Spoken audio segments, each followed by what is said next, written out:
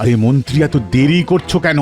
তুমি সব কাজই বড্ড ধীরে ধীরে করো। উফ, অস্ত্র পরীক্ষা করতে এতক্ষণ লাগে? তোমার জায়গায় সেনাপতিকে আনলে ভালো হতো। তাহলে ঠিকই আন্দাজ করেছিলাম। এরা কারা তা বুঝতে পারছি না ঠিকই, কিন্তু ওষুধ পড়লে ঠিক চিনতে পারবো। শোন গুলটে ন্যাপলা, যেই এরা বেরোবে তোরা বালতির তরলটা ওদের মাথায় ঢেলে দিবি। আরে তোমার অস্ত্র পরীক্ষা হলো, এবার চলো রাজাকে বন্দি করে ফেলি। হ্যাঁ, আমার পরীক্ষা হয়ে গেছে। এবার চলুন আমরা ওই দরজা সাবধানে খুলে বাইরে গিয়ে দাঁড়াই।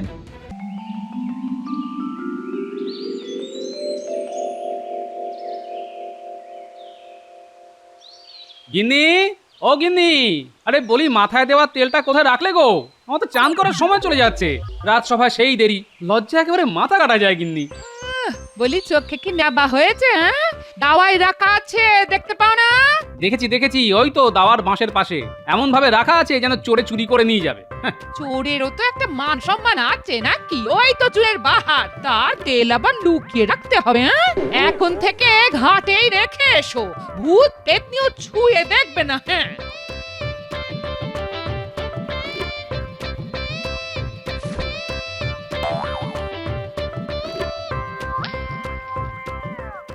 বাহ, তেলটা বেশ ভালো তো গিন্নি, বেশ চটচটে আঠা আঠা। কি দিয়ে বানালে গো গিন্নি? একই তুমি তেল ছেড়ে আঠা মাথায় মাখছো কেন? হ্যাঁ, এর মাথাটা যে একেবারে গেছে গো। এই আঠা এখন কি করে তুলি? চুলগুলো তো দলা পাকিয়ে গেছে। হ্যাঁ?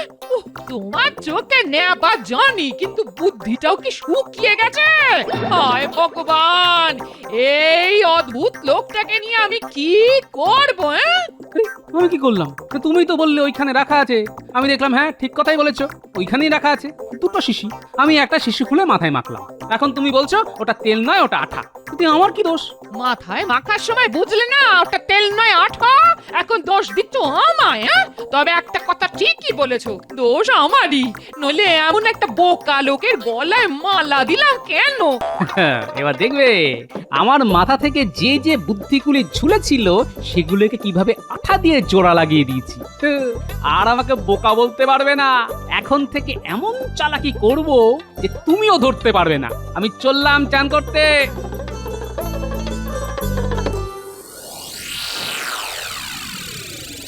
মন্ত্রী, রাজা কৃষ্ণচন্দ্র সম্পর্কে তুমি যা যা জানো তা আমাকে জানাও তো। মহারাজের অজানা কিছুই নেই, তবু মহারাজ যখন জানতে চাইছেন তখন বলি। শুনেছি তিনি খুব দয়ালু, তার প্রচুর ধনরত্ন আছে। হ্যাঁ, ব্যাস ব্যাস ব্যাস, আর কিছু জানতে চাই না। তার যে প্রচুর ধনরত্ন আছে তা কি তুমি নিশ্চিত করে জানো? একেবারে নিশ্চিত করে জানি। যে কোনো কারণেই হোক তার হাতে প্রভূত ধন রত্নাদি গচ্ছিত আছে। তার কত পরিমাপ তা তিনি নিজেই জানেন না। মন্ত্রী, তুমি তো জানো রাজকোষের অবস্থা মোটেই ভালো নয়, প্রায় শূন্য হয়ে গেছে। এই অবস্থায় অন্য কোনো উপায়ে রাজকোষে ধনরত্ন আমায় বাড়াতে হবে। অনেক দিন ধরেই আমার ইচ্ছে কৃষ্ণনগরে সিংহাসন দখল করি, কিন্তু তা আর হয়ে উঠছে না। রাজ্য অধিকারের ঝক্কি কি কম? তার চাইতে চেষ্টা করে দেখি রাজার ধনরত্ন কিভাবে দখল করা যায়। হ্যাঁ, এটা তুমি ঠিক কথাই বলেছ। ধনরত্নগুলো হাতিয়ে নিলেই তো ব্যাস ল্যাটা চুকে গেল। হ্যাঁ, কিন্তু তা সেটা কি করে সম্ভব? তার উপায় তুমি বার করো তো দেখি। একটা উপায় মাথায় আসছে মহারাজ। মানে আমরা যদি চারজন ভিক্ষুকের ছদ্মবেশে সশস্ত্র হয়ে রাজা কৃষ্ণচন্দ্রের কাছে আশ্রয় চাই, আমি নিশ্চিত তিনি ফিরিয়ে দেবেন না। একবার আশ্রয় পেলেই আমাদের অর্ধেক কাজ শেষ হয়ে যাবে। হ্যাঁ, আমরা রাজার অতিথিশালায় থাকবো, তারপর আমাদের লুকোনো অস্ত্র বার করে একদিন পুরো রাজসভাটাকে বন্দি করে ফেলবো। তারপর রাজাকে বাধ্য করব রত্ন ঘরের রাস্তা বলে দিতে। রাজা বাধ্য হবেন, ব্যাস আমরা তার সম্পদ লুট করে দেশে ফিরে আসবো। কেউ জানতেও পারবে না, বুঝতেও পারবে না। মহারাজ, রাজ্য জয় করার চাইতে অনেক সহজ সম্পদ কেড়ে নেওয়া। হ্যাঁ,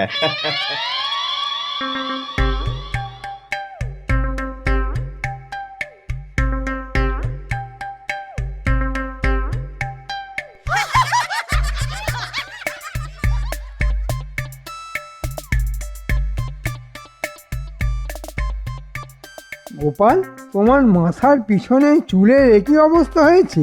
কাক কি ডিম পেয়েছে নাকি? ডিমগুলি ঢেকে রাখার জন্য চুলে কি লাগিয়েছো? ডিমের তেল? না আসলে গিন্নি রোজই বলে আমার মাথা থেকে বুদ্ধিগুলি বেরিয়ে নাকি চুলের পাশে ঝুলছে, তাই একটু আঠা দিয়ে আটকে রেখেছি মন্ত্রী মশাই। চমৎকার বুদ্ধি বার করেছো তো। তা যে বুদ্ধি দিয়ে তুমি আঠা দিয়ে মাথায় বুদ্ধি লাগিয়ে রাখো, সেই বুদ্ধিটা তখন কোথায় ছিল? সেই বুদ্ধিগুলি আমি হাতেই রাখি, তাও আঠা দিয়ে আটকে। দেখুন দেখুন আমার হাতটা কেমন চটচট করছে। গোপালের এই বুদ্ধি আঠা দিয়ে আটকে দেওয়াটা দেখে কি এটাই প্রমাণিত হলো যে গোপালের এককালে বুদ্ধি ছিল?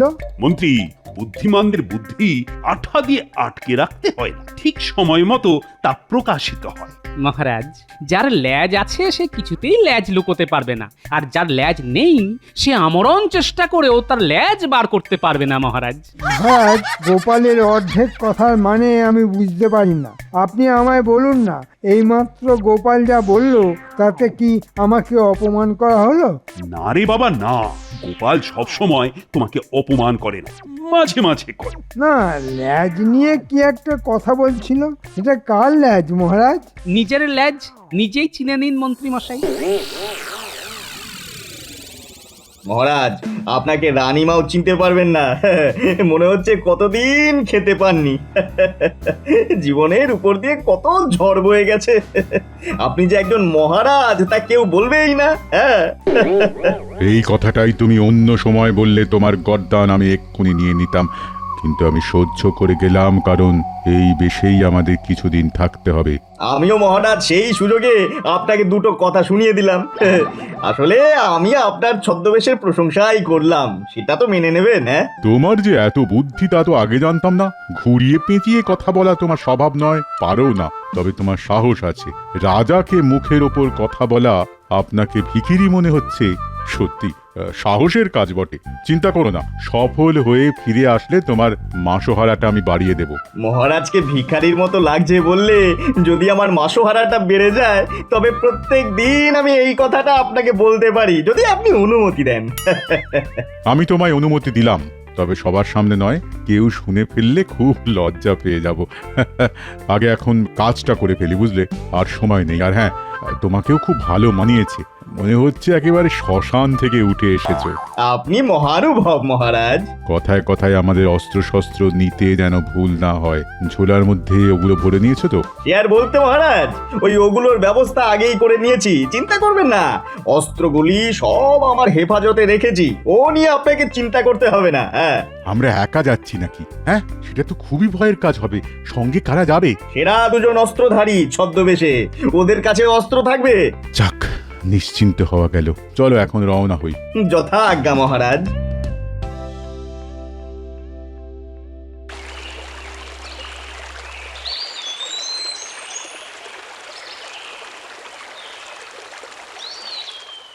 মহারাজ, গোপাল কিন্তু নিজেই স্বীকার করেছে যে ওর ল্যাজ আছে। কেন কেন কেন?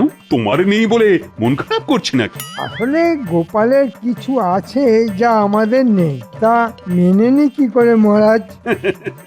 গোপালের বুদ্ধি আছে, তোমার নেই, এই কথাটা তুমি মানতে পারবে তো? একদম মানবেন না মন্ত্রী মশাই, বুদ্ধিতে আমি আপনার নখের যোগ্যও নই। তবে তবে কিনা বুদ্ধি দু প্রকার, একটা সুবুদ্ধি আর একটা কুবুদ্ধি। তা আপনার মাথায় কি আছে সেটা তো আমি জানি না। মহারাজ, আপনার সামনেই গোপাল বলেছে যে আমার মাথায় কি বুদ্ধি আছে সে ওটা জানে না। কু না সু, কোনটার অধিকারী আমি সেটাও ও জানে না। একজন মন্ত্রীর মাথায় সবটাই যে সুবুদ্ধি থাকবে সেটারও কোনো মানে নেই। সুতরাং তোমার বুদ্ধিতে কিছুটা কুবুদ্ধি যে আছে সে ব্যাপারে কোনো সন্দেহ আমারও নেই। মহারাজ, গোপালের মাথায় তাহলে কোন ধরনের বুদ্ধি আছে বলে আপনার মনে হয়? গোপাল মন্ত্রীর কথার কোনো জবাব দেবে কি না দেবে না? মহারাজ, আমার মাথার বুদ্ধিগুলি এই কিছুক্ষণ আগে আঠা দিয়ে জোড়া লাগিয়েছি, এখনো ভালো করে আঠা জোড়েনি। এক্ষুনি কি করে বলি মহারাজ?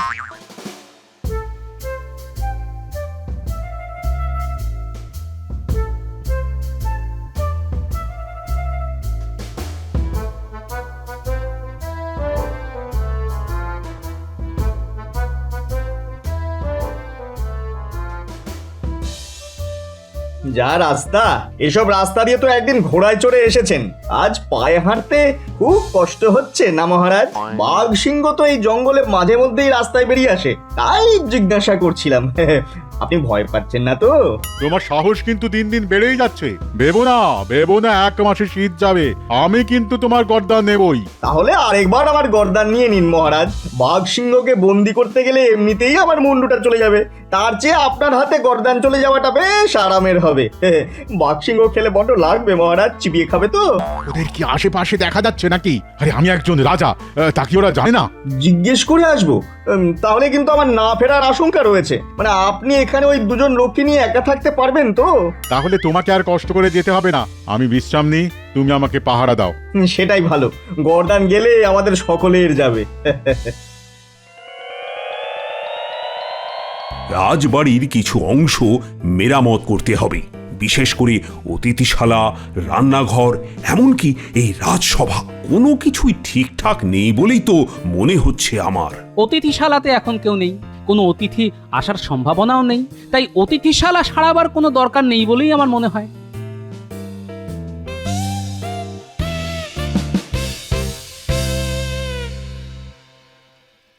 কি এরা কারা মন্ত্রী? তোমরা কারা, কোথা থেকে এসেছো, এখানে আসার কারণটাই বা কি? মহারাজ, আমরা সেই দূর দেশ থেকে এসেছি আপনার করুণার প্রত্যাশায়। আমার করুণার প্রত্যাশায়? দেখে তো মনে হচ্ছে বহুদিন খাওয়া হয়নি, মুখে চোখে অত্যাচারের চিহ্ন। তা তোমরা আমার রাজসভায় কেন এসেছো? লোকমুখে শুনেছি আপনি বড় দয়ালু মহানুভব, তাই আপনার কাছেই এসেছি। কেন কেন কেন আমি তোমাদের জন্য কি করতে পারি? আমরা যেখানে থাকতাম সেখানকার রাজা খুব অত্যাচারী, আমাদের জমি জমা কেড়ে নিয়ে দেশ থেকে তাড়িয়ে দিয়েছে। আমরা কতদিন যে কিছু খেতে পারিনি তা আপনাকে বলে বোঝাতে পারবো না। আমরা দেশ ছাড়ার আগে কিছুই আনতে পারিনি, এই সামান্য ঝোলা নিয়ে বেরিয়ে পড়েছি। এই দেখুন ঝোলার অবস্থা, পথে পথে ঘুরে কেমন মলিন হয়ে গেছে। কেমন একটা ঠং করে আওয়াজ শুনলে? সর্বহারা খেতে না পাওয়া চেহারাও তো এদের নয়, তবে এরা কারা? আমিও শুনেছি, এটা নিয়ে পরে কথা হবে। মহারাজ কি বলেন সেটা আগে শুনি। আচ্ছা তুমি কি বলো, মানে এদের কি আশ্রয় দেওয়া ঠিক হবে? মানে এদের তো চিনি না, জানিও না। না মহারাজ, আমার জানি কেমন কেমন লাগছে, মনে হয় ওদের আশ্রয় দেওয়া খুব একটা বুদ্ধিমানের কাজ হবে না। এটাই হচ্ছে গোপালের দোষ, সবাইকে সন্দেহের চোখে দেখা ঠিক নয়। আমরা দেখতেই পাচ্ছি এই লোকগুলোর কি চেহারা হয়েছে, এদের দেখে গোপালের মনে কি একটুও মায়া মমতা হচ্ছে না? বিজ্ঞানী তুমি কি বলো, এদের অতিথিশালায় থাকতে দেওয়া উচিত নাকি উচিত নয়? অচেনা অজানা কাউকে এই রাজবাড়ির অতিথিশালায় আশ্রয় দিলে ওই রাজার নিরাপত্তা বিঘ্নিত হতে পারে। ওই আর একজন এখানে জুটেছে। বিজ্ঞানী মশাই, এটা রাজসভা না গোপালের বাড়ির উঠোন যে সব গোপালের কথায় তোমায় সায় দিতে হবে? ঠিক আছে ঠিক আছে, এ নিয়ে তর্ক করে লাভ নেই। তবে আমি এই রাজ্যের রাজা, দরিদ্রের জন্য কিছু করা আমার কর্তব্যের মধ্যেই পড়ে। এক্ষেত্রে আমি এদের অতিথিশালায় থাকার ব্যবস্থা করছি। যতদিন না এদের কোনো কাজে লাগাতে পারি ততদিন ওরা এখানেই থাকবে। মহারাজ মহানুভব, আপনার কাছে আমাদের ঋণ শোধ করার কোনো রাস্তা থাকলে তা নিশ্চয়ই করব। দরিদ্রের সেবাই তো রাজার ধর্ম হওয়া উচিত। ঠিক আছে, ওরা রাজবাড়ির অতিথিশালাতেই থাকবে, নজর রাখার কাজে সুবিধে হবে।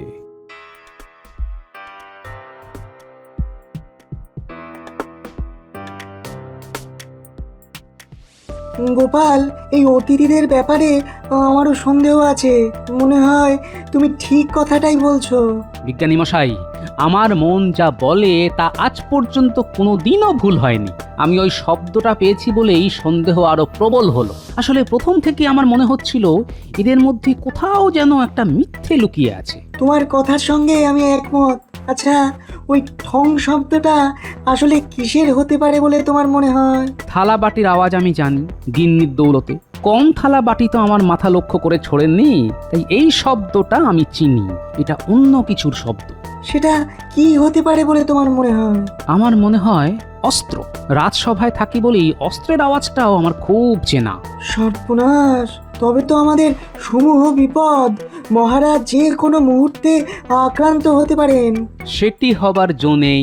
আমি একটা বুদ্ধি বার করেছি, কিন্তু দেওয়ালেরও কান আছে। আপনি বরং আমার কাছে আসুন, কানে কানে বলি। এই একদম তোমার মুখের কাছে কান নিয়ে গেলাম, এবার ফিস ফিস করে বলো।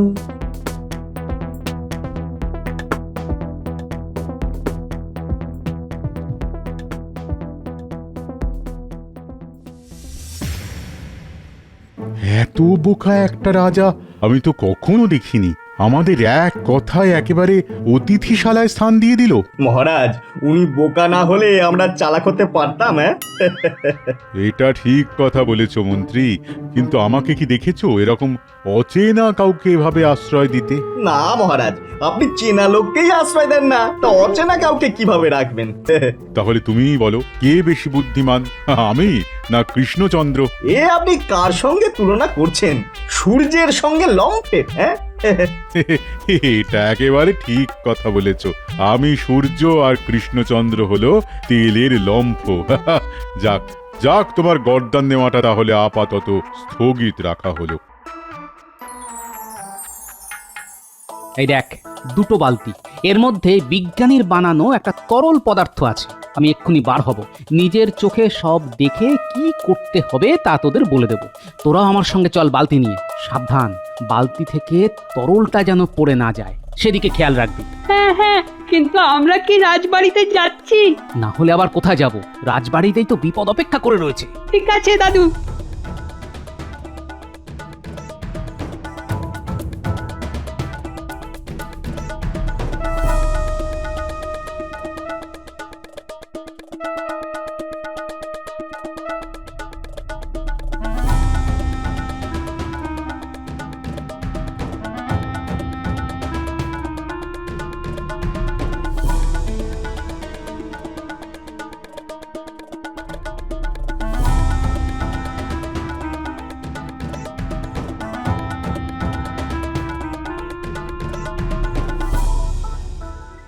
মহারাজ, এটাই সময়।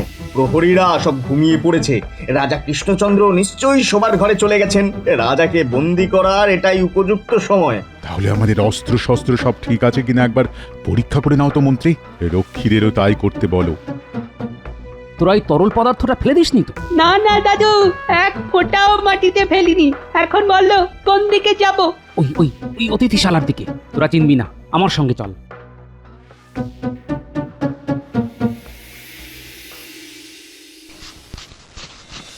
আরে মন্ত্রী, এত দেরি করছো কেন?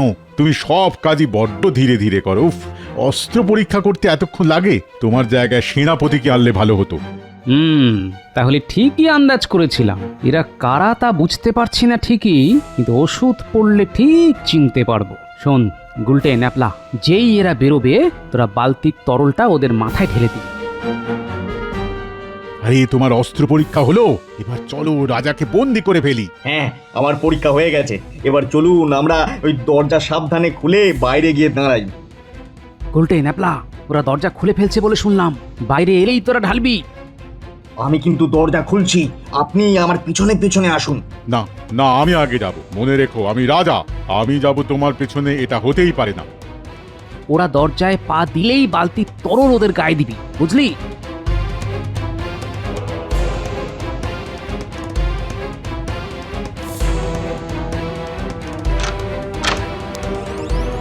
এই আমি দরজার বাইরে পা রাখলাম, তুমি আমার ঠিক পেছনে দাঁড়াও। উল্টে, এবার ঢেলে দে। এ কি আমার মাথায় কে যেন কিছু ঢাললো? আরে আমি তো মাটি থেকে পাই তুলতে পারছি না। কি হলো মন্ত্রী? আরে আরে, আমারও তো সেই একই অবস্থা। কি ভুতুরে অবস্থা রে! নড়তে চড়তে পারছি না তো। এখন কি করব? আমার ইচ্ছে করছে এখানেই তোমার গর্দান দিই, কিন্তু হাতটাই তো তুলতে পারছি না। কি করে তোমার মুন্ডুচ্ছেদ করব? তোমার বুদ্ধিটা নেওয়াই আমার ভুল হয়েছে দেখছি। ন্যাপলা, গুলটে, এক্ষুনি মহারাজকে খবর দিতে হবে। চল দৌড় লাগাই। তাই করি, চলো। তুমি একটা গর্ধপ, মরকট, বলদ, মোষ। আমি তোমাকে মন্ত্রী পদ থেকে বরখাস্ত করলাম। মহারাজ মহারাজ মহারাজ তাড়াতাড়ি বাইরে আসুন, বামাল সমেত ডাকাত ধরেছে। কি ব্যাপার গোপাল, এত রাতে? যাদেরকে আপনি ভিখারি ভেবে আশ্রয় দিয়েছিলেন তারা ধরা পড়েছে, দেখবেন চলুন। উল্লুক, বেল্লিক, ইঁদুর, বেড়াল, শেয়াল, ভেড়া। গোপাল, এরা কারা? ওরা কি চাইছে? আপনাকে বন্দি করে রাজকোষ শূন্য করে নিয়ে যেত। কিন্তু আমি তো ওদের চিনতেই পারছি না। সেই ব্যবস্থা করছি, আগে সবাইকে ডাকুন আর 2 বালতি জল আনতে বলুন। এই, কে কোথায় আছিস? পাহারা দেবার নাম করে নাক ডাকিয়ে ঘুমোচ্ছিস? 2 বালতি জল নিয়ে আয় তাড়াতাড়ি। মহারাজ, মহারাজ আমাকে দেখলেই আপনি চিনতে পারবেন। এই পোড়ার মুখ আর দেখাতে চাই না। এই মন্ত্রীর পরামর্শেই একজন রাজা হয়ে আপনার ধন লুট করতে এসেছিলাম ভিখারির ছদ্মবেশে। আমাকে ক্ষমা করে দিন। মহারাজ চিনতে পারছেন? দেখুন কাদের আপনি আশ্রয় দিয়েছিলেন। কি, আপনি তো খাম্বাজ রাজ, আর সঙ্গে খাম্বাজ মন্ত্রী। আপনারা নিজে এসেছেন আমাকে বন্দি করে আমার ধনরত্ন লুট করতে। এবারের মতো আমাদের ক্ষমা করে দিন। আমার মন্ত্রীকে আমি বরখাস্ত করে দিয়েছি, এবার আমাকে যেতে দিন। যাবেন তো বটেই, তবে নিজের রাজ্যে নয়, কারাগারে। আয়, এই 2 দুষ্কৃতীকে কারাগারে নিয়ে যা, বিচার হবে পরে। আর গোপাল, তোমাকে আর কত ধন্যবাদ দেব। আর পুরস্কার, কাল আমার রত্ন ভাণ্ডার থেকে যত খুশি রত্ন নিয়ে যাও। আমি রত্ন নিয়ে কি করব মহারাজ? আপনি বরং বিজ্ঞানী মশাইকে মাসোহারাটা বাড়িয়ে দেবেন। বিজ্ঞানী না থাকলে এই কাজটা করা সহজ হতো না মহারাজ। আর আমার খুদে বাহিনীকে খেলনা কিনে দেবেন, সেটাই আমাকে দেওয়া হবে। দাদা চড়ুই, তোমাকে আজ মেরেই ফেলবো। একটা যদি খাঁড়া পেতাম, এখানেই তোমাকে বলি দিয়ে দিতাম। ওরে বাবা, আপনি আমাকে পেটাচ্ছেন ঠিক আছে ওরে বাবা, কিন্তু মনে রাখবেন গর্দান শুধু আমার একা যাবে না, আপনারও যাবে। কিন্তু এটা লাগছে তো, ও মরা ছেড়ে দিন না। ওরে বাবা, লাগছে। ওরে বাবা রে। আগে তোর মুন্ডুচ্ছেদ করবো, তারপর মহারাজ আমার গর্দান নেবে, বুঝেছিস? হ্যাঁ, আয় আয় আয়, আমি তোকে বলি দেবো, আয়।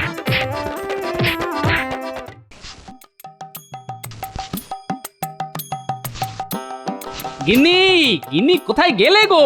তোমার সংসারের ঘানি টানছি। হ্যাঁ, কি তোমার মাথার চুলগুলো আগের মতো হলো কিভাবে? হ্যাঁ, আরে বিজ্ঞানীর খাড় মেখে আমার বুদ্ধিগুলি সব মাথার মধ্যে ঢুকে গেছে, এখন আর আঠা লাগাতে হবে না। তোমার আঠা তোমার কাছেই থাকুক, বুদ্ধি কমে গেলে ওই আঠা আমার লাগবে, সাবধানে রেখো কিন্তু।